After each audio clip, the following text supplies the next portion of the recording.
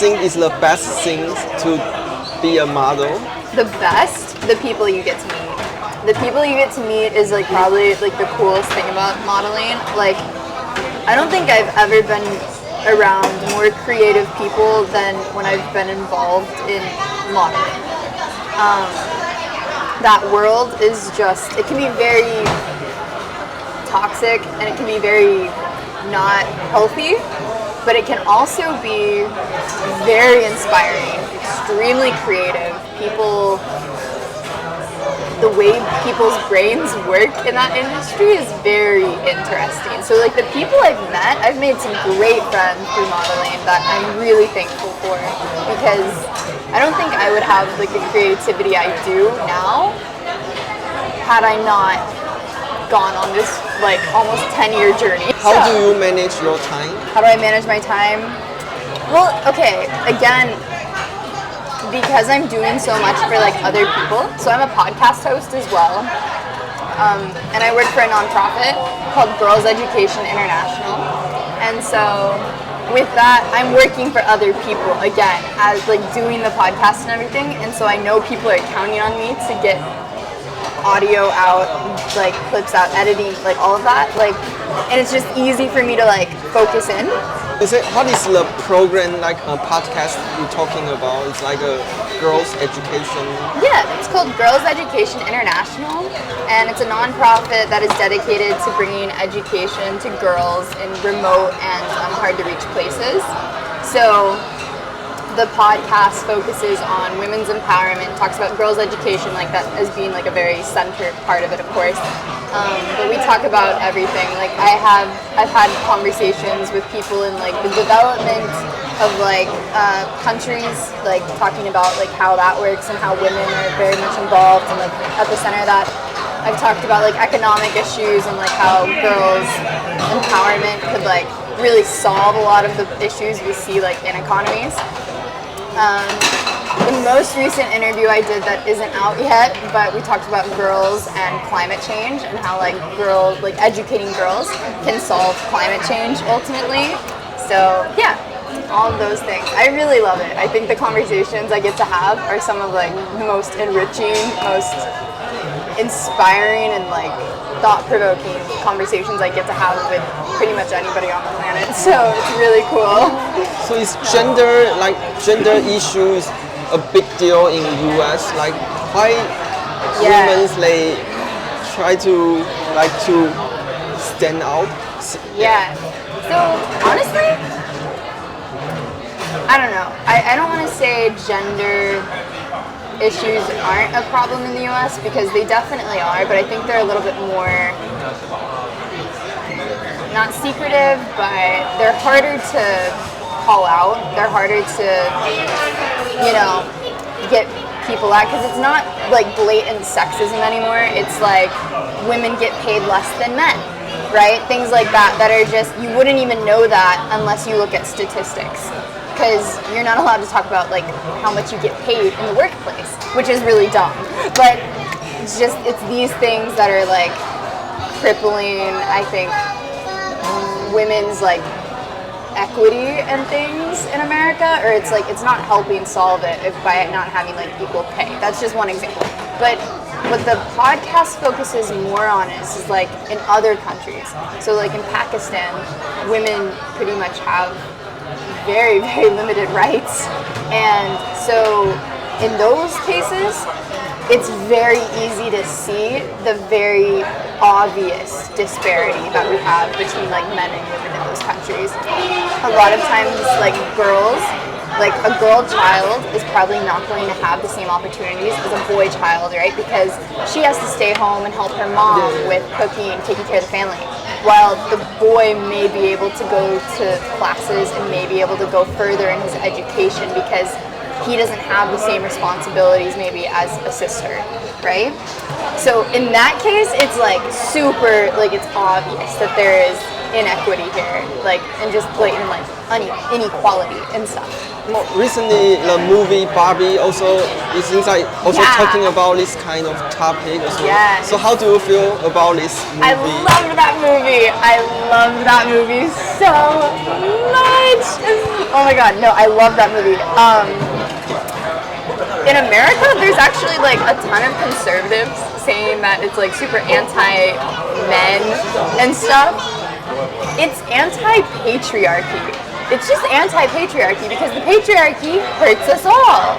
It doesn't just hurt men or women or any of this. It hurts everybody, like, to live in a patriarchal society. And I think that's what the Barbie movie showed very, very well. So I don't know why people are so heated about it, but I loved that movie.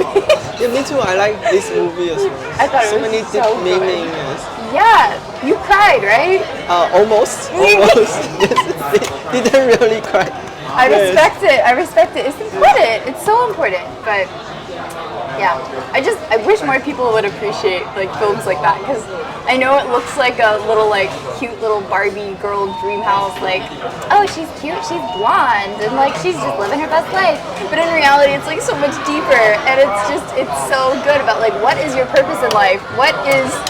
How do we like solve these issues that are like plaguing the planet, right?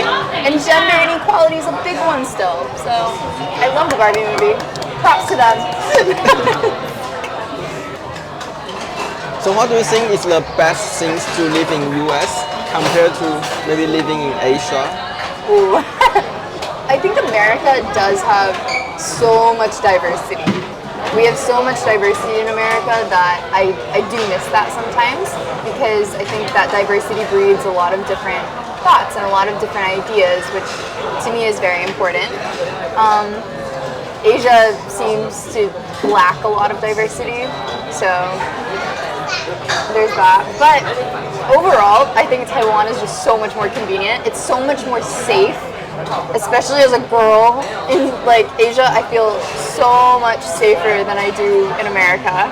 I can walk around like at night, which is crazy. In America, that's crazy. People here are so friendly.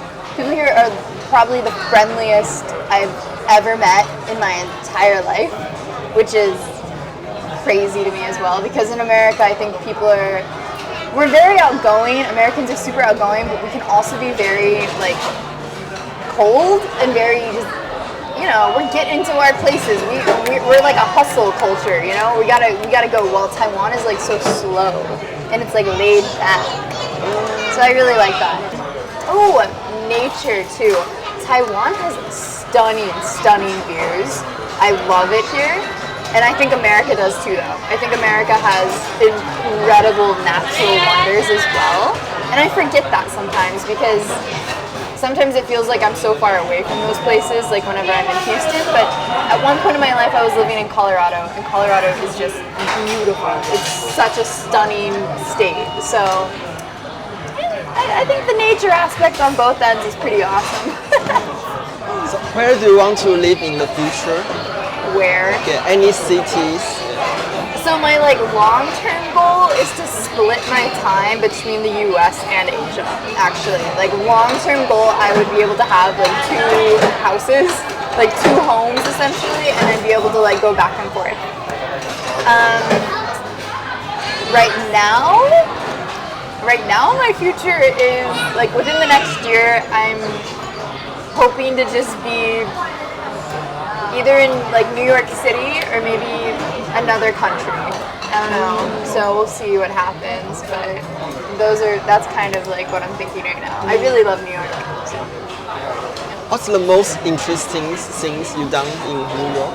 In New York? Yeah. Well, I did modeling. The best thing about New York is, again, the people, I guess. I think the people there are, like, some people say New Yorkers are really mean, but I just think they're very real. They're very, very gritty and real. And I just think it's a really fun city to, like, be a part of. The art scene in New York is awesome. Very creative individuals live there. The opportunity there for modeling is, of course, really cool. but I think the opportunity in general, just the people that you get to meet, is very similar to like how it kind of is here in Taiwan. It's so easy to meet people here in Taiwan. I also really like this influencer on social media. Her name's Chelsea Kawaii. Like that's her tag, Chelsea Kawaii, and she's this American influencer from Hawaii, but she's all about intentionality. Like so much of her work is so intentional and beautiful. It's beautiful images, beautiful like landscapes that she gets to explore, but it's all with this really intentional mindset, which I would really like to emulate more of, because I think so many times we do things just going through the motions and we're not truly present in like what we're partaking in or where we're at, and that can be, you know, that's sad. Like we should be more present. We should be more intentional with like what we're doing. Cherish every moment. Yes, exactly. So she's